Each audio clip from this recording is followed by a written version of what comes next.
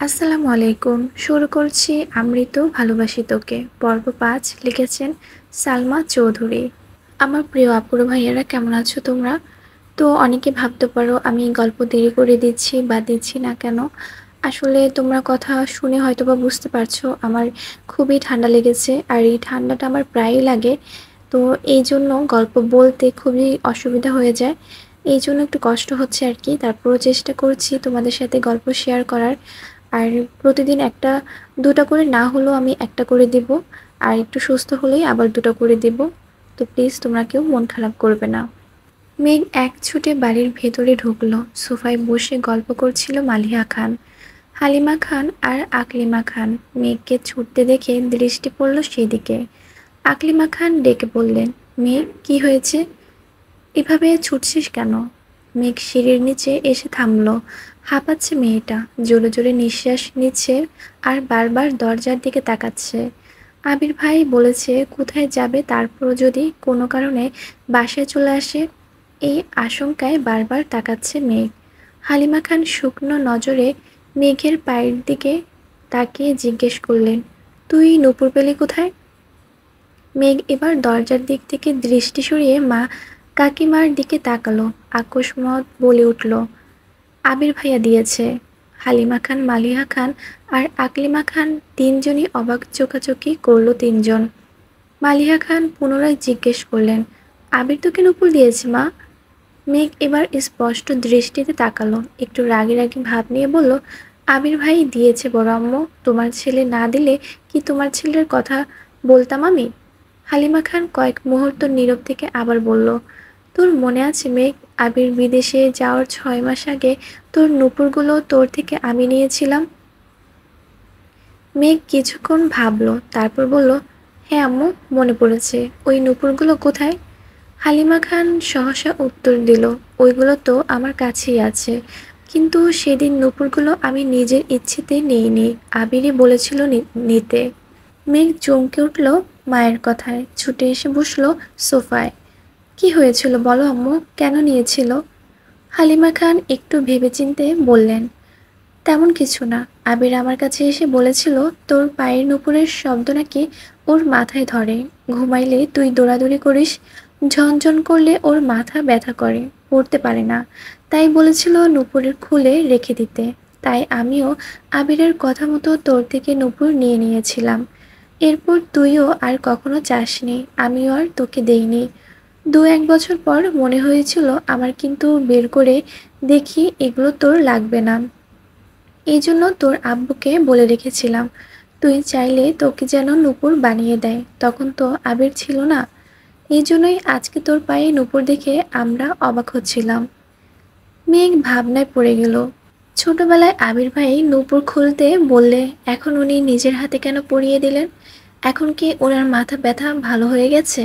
তৎক্ষণাৎ মনে হলো আবির ভাইয়ের কথা, তাহলে কি সত্যি আমার চলাচলন পর্যবেক্ষণ করতেই নূপুরগুলো দিয়েছেন, নাকি ছোটবেলার কথা ভেবে মনটা নরম হয়েছে ওনার? আকলিমা খান হাসি মুখে বলে উঠলেন, ওইসব বাদ দে, শপিং ব্যাগে কি রে মেঘ? মেয়ে কাকিয়ার কথায় স্বাভাবিক হয়ে বলল, হিজাব।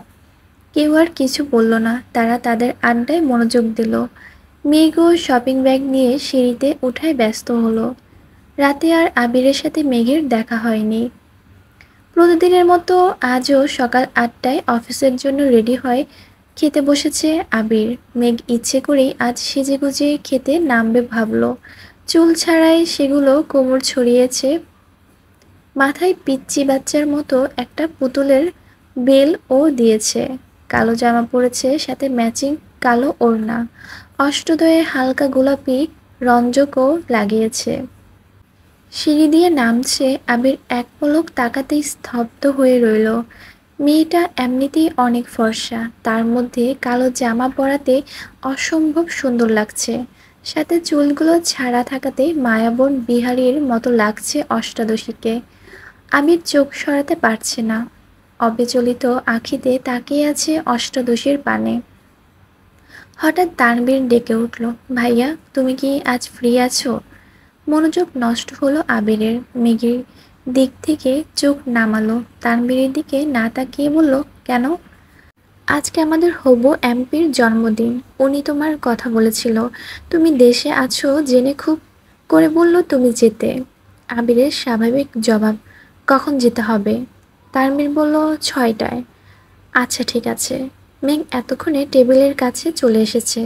তিন কর্তার যেন ঘাড় ফিরিয়ে তাকালো। সকলে এক নজর পায়ের দিকে তাকালো, কিন্তু কেউ তেমন কথা বলল না। অবশ্য কথা বলারও কিছু নেই। মেয়েদের সাজুগুজুতে বাবা চাচার নাক গলায় না সচরাচর, বরং তারা চায় বাড়ির মেয়েরা সবসময় হাসি খুশি থাকুক। মেঘ চেয়ার টেনে বসলো আবির ভাইয়ের বিপরীতে। এক পলক তাকালো। আবির ভাইও আজ কালো শার্ট পরেছে। আবির ভাই সবসময় সাদা অথবা কালো শার্টই পরেন। হঠাৎ কফি কালার বা আসমানি বা হালকা কোনো কালার পরেন। শুধু পাঞ্জাবের ক্ষেত্রে ব্যতিক্রম দেখা যায়। ড্রেস মিলে যাওয়াতে মেঘের মাথা নিচু করে মুচকি হাসল।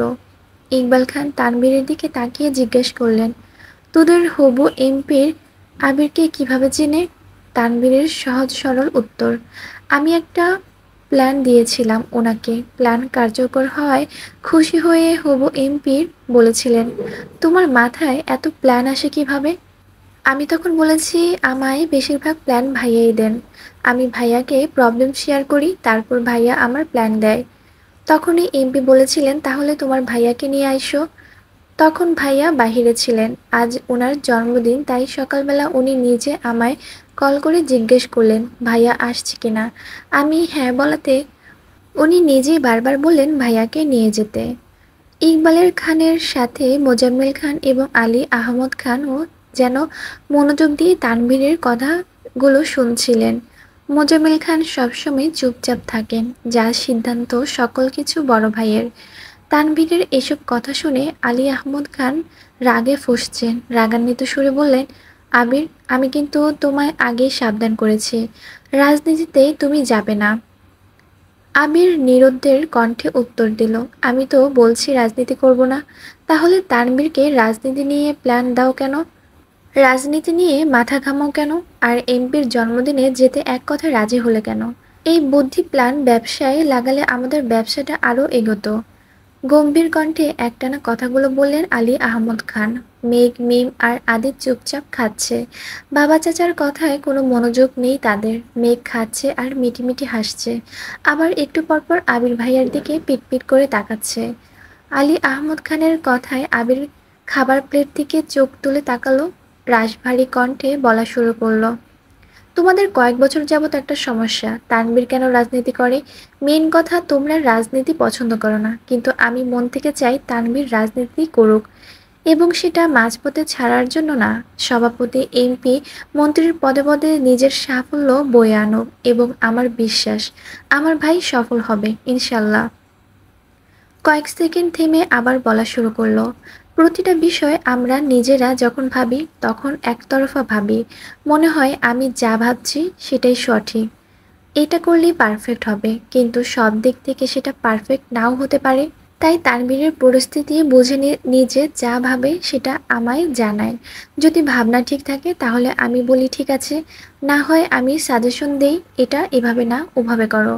এতটুকুই। এই কথাগুলো তানভীর চাইলে আমায় না বলে তাদের কমিটি লোকজনকে বলতে পারত, কিন্তু তানভীরের যেহেতু ইচ্ছে সভাপতি হওয়ার, তার প্ল্যান সভাপতি জানলে সে কাজ করবে, তখন তানভীরের নাম থাকবে না। এই জন্য তানভীর আমার সাথে শেয়ার করে। আরেকটা বিষয় হলো ব্যবসা। আমি ব্যবসায় ঢুকেছি মাত্র 1 সপ্তাহ হলো। আমি সব কিছু বুঝে নেই ঠিক মতো, তারপর দেখো ব্যবসায় মনোযোগ দিতে পারি কিনা। এমপির জন্মদিনে যেতে রাজি হওয়ার কারণ আছে। এবার বাবা চাচাদের দিকে এক পলক তাকিয়ে চোখ নামিয়ে বলা শুরু করলো, তোমরা এখন নামিদামি ব্যবসায়ী। একসময় তোমাদের ব্যবসাও অনেক ছোট ছিল, অনেক ঝামেলা পোহাতে হয়েছে তোমাদের। তখন আমি ছোট ছিলাম, তবুও যতটা সম্ভব বুঝেছি। বর্তমানে আমি নতুন ব্যবসা শুরু করতে যাচ্ছি। আমারও কাগজপত্র নিয়ে অনেক জায়গায় দৌড়াদৌড়ি করতে হবে। অনেক বিত বিত্তবানদের সঙ্গে ব্যবসার দিক থেকে টক্কর লাগবে। শুধু টাকা থাকলেই সব কিছু করা সম্ভব হয় না, সাথে পাওয়ার প্রয়োজন হয়। অনেক সময় পুলিশের থেকেও রাজনৈতিক পাওয়ার বেশি কাজে লাগে। আইনিভাবে যে বিষয় সমাধান করতে মাসের পর মাস লেগে যায়, সেটা বড় বড় নেতাদের একটা কলেই সলভ হয়ে যায়। তানভীরের যেহেতু রাজনীতিতে আগ্রহ আছে, তাহলে সে মনোযোগ দিয়ে রাজনীতি করুক, আমি ব্যবসা সামলাই। তানভীর ভালো অবস্থায় আর থাকলে আর আমি মোটামুটি পরিচিত থাকলে আমাদের যে কোনো প্রয়োজনে আশেপাশে মানুষের সাহায্য করবে। এতগুলো কথা বলে এবার আবির থামলো। মেঘ হাঁ করে তাকিয়ে আছে আবির ভাইয়ের দিকে আর ভাবছে, কি দূরদর্শী চিন্তা ভাবনা আবির ভাইয়ের। মেঘ মনে মনে নিজেকে বাহাবা দিচ্ছে। আবির ভাইয়ের জন্য হিটলার নামটা একদম ঠিকঠাক। আলী আহমদ খান, মোজাম্মেল খান এবং ইকবাল খান তিনজনই অবাক চোখে তাকিয়ে আছে। ইকবাল খান সহসা বলে উঠলেন, দেখেছো ভাইয়া, আবিরের চিন্তা ভাবনা কত দূর। আগে থেকেই ভেবেচিন্তে মাঠে নেমেছে। তুমি খামোকা চিন্তা করো না তো। দেখবে আমাদের ব্যবসাতে খুব শীঘ্রই পরিবর্তন আসবে ইনশাল্লাহ। আলী আহমদ খান আর কথা খুঁজে পেলেন না। খাওয়া শেষ করে উঠে গেলেন।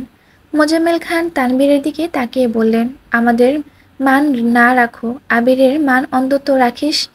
তানবীর শীতল কণ্ঠে জবাব দিল, আমি সর্বোচ্চ চেষ্টা করব ভাইয়াকে সব দিক থেকে সাহায্য করার। সকলেই নীরব। এতক্ষণে মোটামুটি সবার খাওয়া শেষ। সবাই সবার মতো উঠে যাচ্ছে। আবিরের খাওয়া শেষ হতে যেই না উঠতে যাবে, নজর পড়ল অষ্টাদশীর পানে। কাজল পরিহিত টানা টানা চোখ গভীর দৃষ্টিতে তাকিয়ে আছে আবিরের দিকে। আবির টেনে হিচড়ে দৃষ্টি সংযত করল, হালকা করে কাশি দিল। মেঘ এখনো বিভোরে তাকিয়ে আছে। আবির এবার দাঁড়াতে দাঁড়াতে বলল, মুখটা বন্ধ কর মেঘ, মাছি ঢুকবে তো। মেঘ নড়ে চড়ে বসল। আবির ততক্ষণে ব্যস্ত নিয়ে চলে গেছে হাত ধুতে। মেঘ নিজের মাথায় নিজে গাঁটটা দিল। ছি, আবির ভাই কি ভাবলো। যতই মন শক্ত করি আহাম্মকের মতো আবির ভাইয়ের দিকে তাকিয়ে থাকবো না ভাবি, ততই যেন আবির ভাইয়ের কাছে বেকুব সাজতেছে। সেই যে মাথা নিচু করে খাচ্ছে আর মনে মনে নিজেকে বকতে ব্যস্ত। আবির ভাই কখন ব্যাগ নিয়ে বেরিয়েছেন সেদিকে নজরই নেই মেঘের। খাওয়া শেষ করে রুমে গিয়ে পড়তে বসেছে। আজ কোচিং প্রাইভেট নেই, তাই ৩টা পর্যন্ত টানা পড়াশোনা করেছে। তারপর গোসল করে খেতে এসেছে। বিকেল হয়ে গেছে, তাই কাকিরা আর বড় আম্মু ঘুমাচ্ছেন। হালিমা খানও শুয়েছিলেন। মেঘের সিঁড়িতে নামার সময় নুপুরের শব্দে বেরিয়ে এসে খাবার দিলেন মেঘকে। মেঘ চুপচাপ খাবার খাচ্ছে। হালিমা খান পাশের চেয়ারে বসে শান্ত কণ্ঠে মেয়েকে জিজ্ঞেস করলেন, পড়াশোনা ঠিকমতো করছিস তো মা? মেঘ উপর নিচ মাথা নাড়ল শুধু। হালিমা খান বললেন, আর তো কয়েকটা দিন, এরপরই তো রেজাল্ট দিয়ে দিবে। এরপরই তো ভর্তি পরীক্ষার যুদ্ধ শুরু হয়ে যাবে। মেঘ চুপচাপ খাওয়া শেষ করে সোফায় বসে টিভি দেখছিল। হালিমা খান সব গুছিয়ে মেয়ের পাশে বসলেন। মেঘ কিছুক্ষণ পর মায়ের উরুর উপর মাথা রেখে শুয়ে পড়ল। হালিমা খানও সযত্নে মেয়ের মাথায় হাত বুলিয়ে দিচ্ছেন। বিকেলে গোসল করাতে চুলগুলো এখনো ভেজা। হালিমা খান একটু রাগে রাগে বললেন, সারাদিন বাসা থেকেও বিকেলে গোসল করেছিস কেন? ঠিকমতো না খেলে, ঠিকমতো গোসল না করলে অসুস্থ হয়ে পড়বি না? তখন তো পড়তেও পারবি না। মেঘ চুপচাপ মায়ের হাঁটু আঁকড়ে শুয়ে আছে। ততক্ষণে 5টা বেজে গেছে। আবির আজ একটু তাড়াতাড়ি চলে এসেছে অফিস থেকে। 6টায় এমপির জন্মদিনের অনুষ্ঠান, যেতে হবে। বাড়িতে ঢুকে চুপচাপ সিঁড়ির দিকে যাচ্ছে। পায়ের শব্দে হালিমা খান তাকিয়ে দেখলেন আবির। হালিমা খান কোমল কণ্ঠে বললেন, এত তাড়াতাড়ি চলে এলি যে? কফি দেবো তোকে? আবিরের দৃষ্টি পড়ে সোফায়।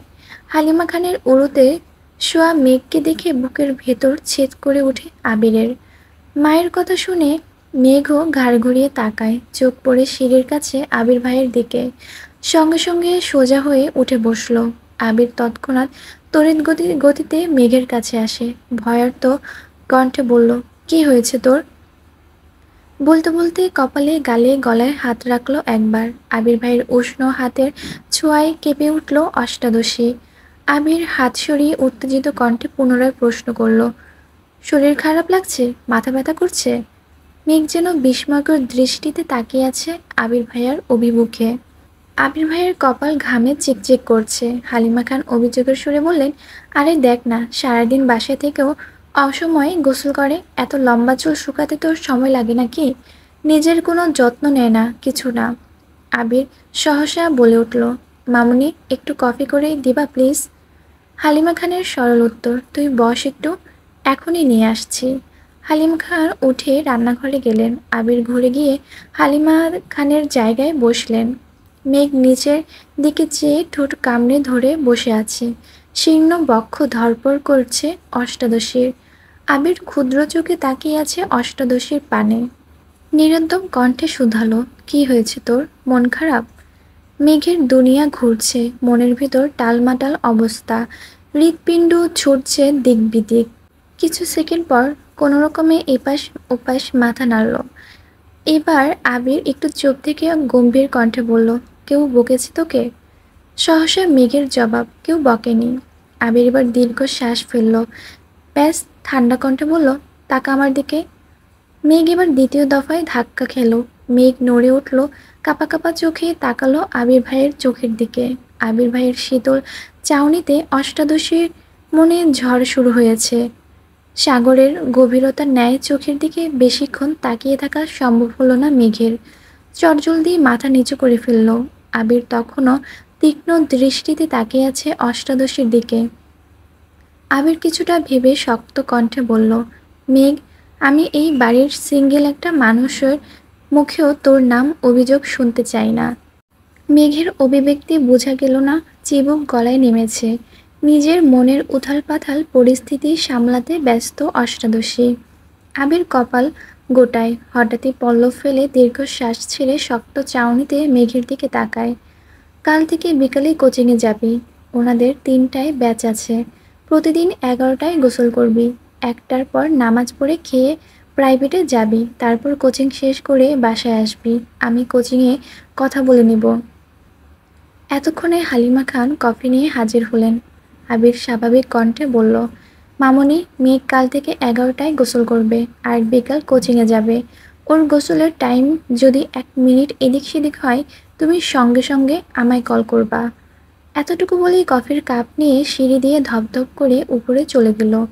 মেঘের হৃৎপিণ্ড দুভাগ হয়ে গেল আবির ভাইয়ের কথায়।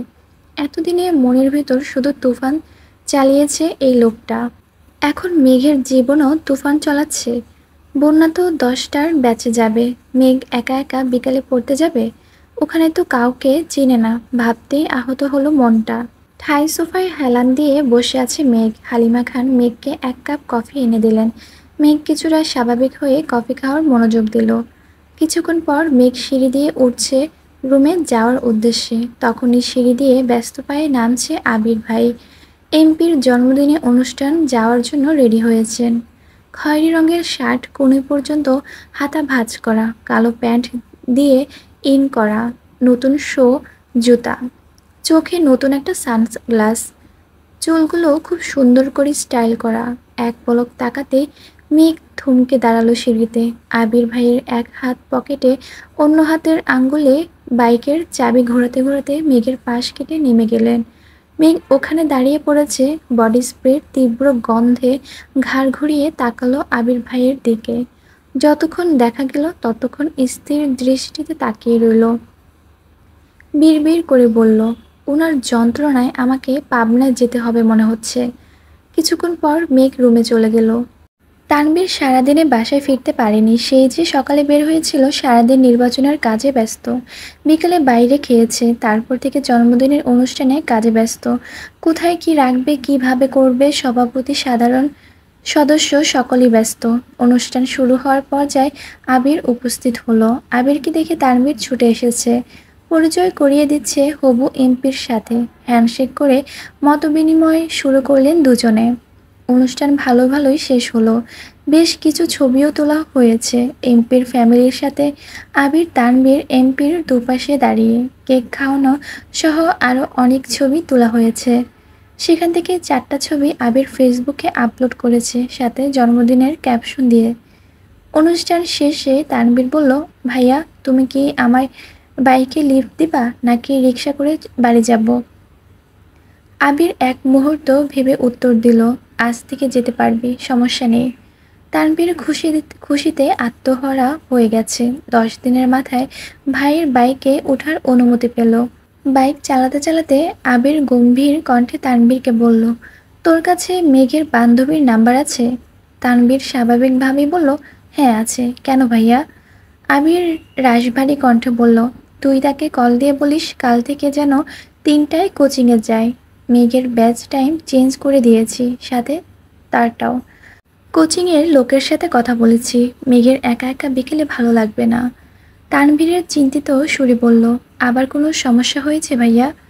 আবির এবার দীর্ঘশ্বাস ফেলে কণ্ঠ দ্বিগুণ ভারী করে বলল, তোর বোন ঠিক মতো খায় না, গোসল করে না, পড়ে না, কত অভিযোগ শুনতে হয়। এর জন্য টাইম পাল্টে দিয়েছি, সাথে ওকেও ওয়ার্নিং দিয়েছি।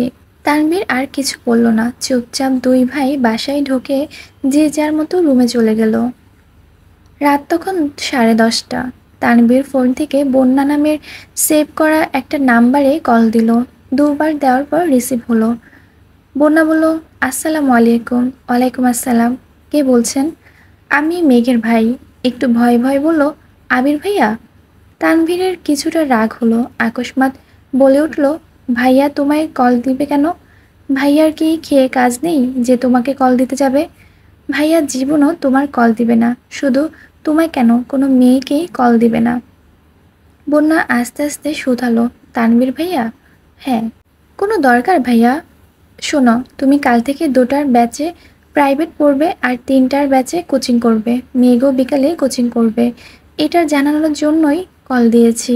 ভুল করে আবার সকালে চলে যেও না। আল্লাহ হাফেজ। এতটুকু বলেই কল কেটে দিল তানভীর। বন্যা খাটের ওপর টাসকি খেয়ে বসে পড়ল। কিছু ভাবতে পারছে না। কিছুক্ষণ স্থির থেকে তাড়াতাড়ি কল করলো মেঘকে। একবার বাজতেই কল রিসিভ করলো মেঘ। বন্যা, এই পাগল, তোর কি হয়েছে রে? কাল থেকে এতবার কল দিচ্ছি, কোনো খবর নাই তোর। সেই যে আবির ভাইয়ের সাথে বাইকে গেলি, কি হলো তাও বললি না। কি অঘটন ঘটিয়েছিস তুই? আমি অঘটন ঘটাইনি, আবির ভাই অঘটন ঘটিয়েছে। উনি আমার মনের ভিতর ঢুকে আমার জীবনের 14টা বাজিয়ে দিচ্ছে। আমার খাওয়া, গোসল, ঘুম সব কিছুর নাজেহাল অবস্থা করে ফেলেছে। উনাকে যতবার দেখছি ততবারই ভেঙে চড়ে যাচ্ছি আমি। বারবার নতুন করে ক্রাশ খাই। কি করব বল? বন্যা এবার রাগে বলল, রাত বেরাতে নেশা করা ছেড়ে ঘুমা, বাই। কী জন্য কল দিয়েছিল তা বলতেই পারল না। মেঘের এসব হাবিজাবি কথা শুনতে তার এখন একটু ভালো লাগছে না। কোথায় সিরিয়াস মুডে কল দিল মেঘকে। মেঘ যেন ঘোরেই পড়ে আছে। মেঘও আর কল ব্যাক করলো না।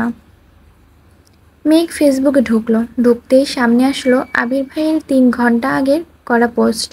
ছবিগুলো খুব ভালো করে দেখছে মেঘ। টেনে টেনে বড় করে আবির ভাইয়াকে মনোযোগ দিয়ে দেখছে। হঠাৎই একটা ছবি দেখে মেঘের দৃষ্টি স্থির হলো। আবির ভাইয়ার পাশে কড়া নীল রঙের একটা গাউন পরা মেয়ে। দেখে মনে হচ্ছে শরীরে বড়লোক বড়লোক ভাব আছে একটা। মেঘের পায়ের রক্ত চড়চড় করেও মাথায় উঠছে। ওই মেয়েকে আর আবির ভাইয়ের পাশে ওই মেয়ে কি করে? কমেন্ট চেক করতে গেলে মেঘ অনেকগুলো কমেন্টের ভিড়ে ওই নীল জামা পরিহিত একটা আইডি চোখে পড়ল।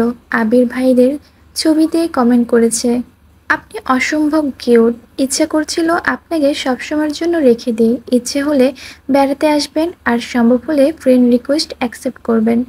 রাগে শরীর ঘামছে মেঘের। শোয়া থেকে উঠে বসলো। কমেন্টটাতে অ্যাংরি রেক দিয়ে মেয়ের আইডিতে ঢুকলো। প্রোফাইল পিকটা 2 ঘন্টা আগে আপলোড করা। কভার ফটোতে হবু এমপির সাথে ছবি, ক্যাপশন বাবা মেয়ে। মেঘের বুঝতে বাকি নেই এটা এমপির মেয়ে, একটা প্রাইভেট বিশ্ববিদ্যালয়ে পড়ে। মেঘ রাগে ফুসফুস করছে।